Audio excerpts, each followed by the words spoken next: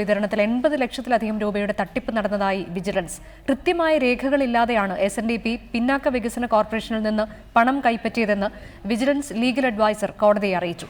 Vigilance നടത്തിയ രഹസ്യ പരിശോധനയിലാണ് തട്ടിപ്പ് കണ്ടെത്തിയത്.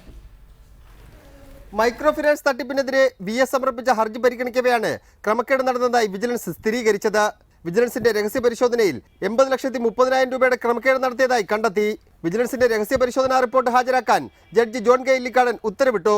അന്വേഷണത്തിന്റെ അടിസ്ഥാനത്തിൽ പിന്നോക്ക വികസന കോർപ്പറേഷൻ മുൻ MD N നജീബിനെതിരെ വകുപ്പുതല നടപടിക്ക് ശുപാർശ ചെയ്തെങ്കിലും അദ്ദേഹം സർവീസിൽ നിന്ന് വിരമിച്ചതിനാൽ അത് നടപ്പാക്കാനായില്ലെന്നും വിജിലൻസിന്റെ ലീഗൽ അഡ്വൈസർ CC അഗസ്റ്റിൻ കോടതിയെ അറിയിച്ചു.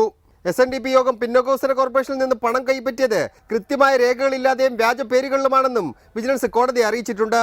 2003 മുതൽ 2015 വരെയുള്ള കാലയളവിൽ 15 കോടിയോളം രൂപ മൈക്രോ ഫിനാൻസിലൂടെ SNDP ഭാരവാഹികൾ തട്ടിയെടുത്തെന്നാണ് VS സമർപ്പിച്ച ഹർജിയിൽ ആരോപിച്ചിരുന്നത്. General secretary Vellappally Natesan, president MN Soman, പിന്നോക്ക വികസന കോർപ്പറേഷൻ മുൻ MD നജീബ് എന്നിവർക്കെതിരെ കേസെടുക്കണമെന്നായിരുന്നു VSന്റെ ആവശ്യം. ഈ കാലയളവിൽ ധനവിനിയോഗ പത്രിക പിന്നോക്ക വികസന കോർപ്പറേഷനിൽ SNDP സമർപ്പിച്ചിട്ടില്ലെന്നും VS കോടതി മുമ്പാകെ ഇന്ന് അറിയിച്ചു. അതേസമയം താൻ മൈക്രോ ഫിനാൻസിൽ നിന്ന് 1 രൂപ പോലും കൈപ്പറ്റിയിട്ടില്ലെന്ന് SNDP യോഗം ജനറൽ സെക്രട്ടറി വെള്ളാപ്പള്ളി നടേശൻ റിപ്പോർട്ടറോട് പറഞ്ഞു.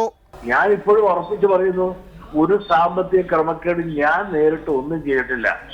ഞാൻ വെല്ലുവിളിച്ചുകൊണ്ട് പറയുകയാണ്, എന്റെ പണം കിട്ടിയത് ഞാൻ പണം തൊട്ടിട്ടില്ല.